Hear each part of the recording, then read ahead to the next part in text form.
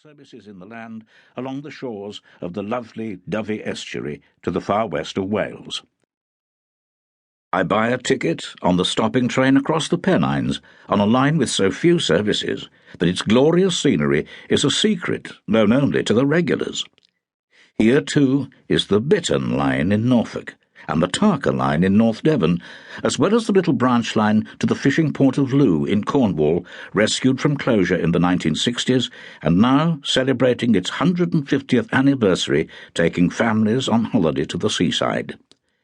The journeys range from the most luxurious and historic, aboard the Orient Express, to the most futuristic, on the driverless trains of London's Docklands light railway.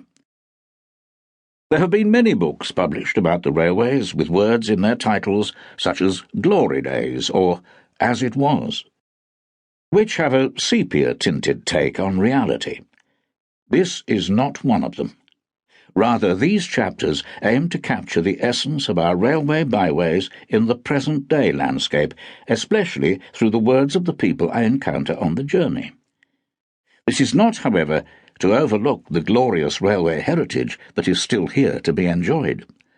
Above all, I hope the book conveys the infinite delight of slow travel in a hurried and fretful era.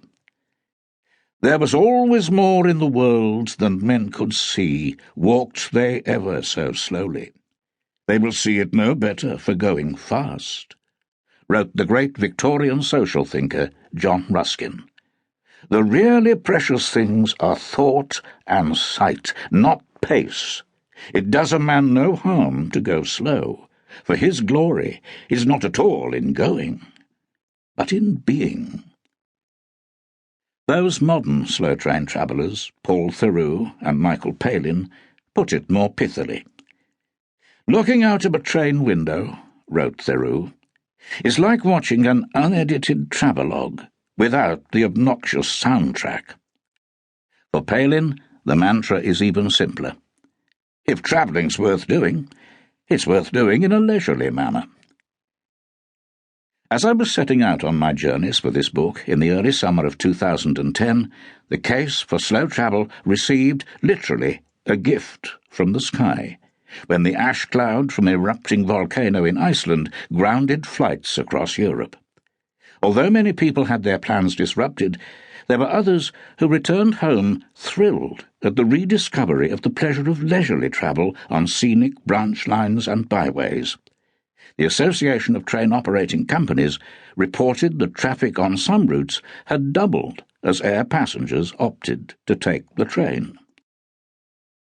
All this makes it less likely that in our environmentally and socially conscious age there will ever be another beaching. But who knows? One thing is certain. The communities of Britain will remain on their guard.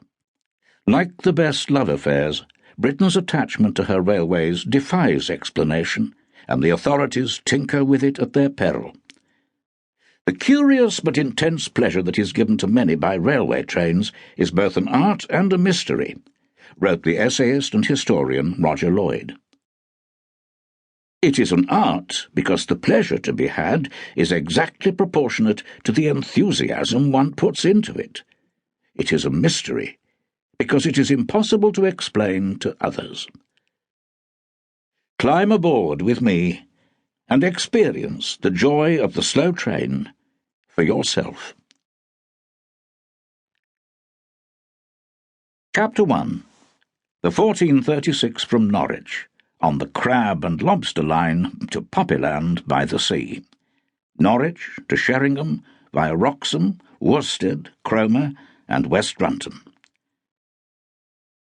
Once upon a time, the departure board at King's Cross Station, embarkation point for some of the grandest journeys in the land, would resonate with the important-sounding names of famous expresses: the Coronation, the Elizabethan, the Talisman, the Fair Maid, the West Riding Limited, the Tyne Tees Pullman, and most famous of all, the Flying Scotsman.